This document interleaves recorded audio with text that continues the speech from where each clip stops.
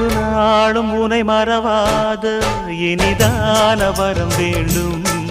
உறவாலும் உடல் உயிராலும் பிரியாத வரம் வேண்டும். விடியோடு இமை போலே விலகாத நிலை வேண்டும்.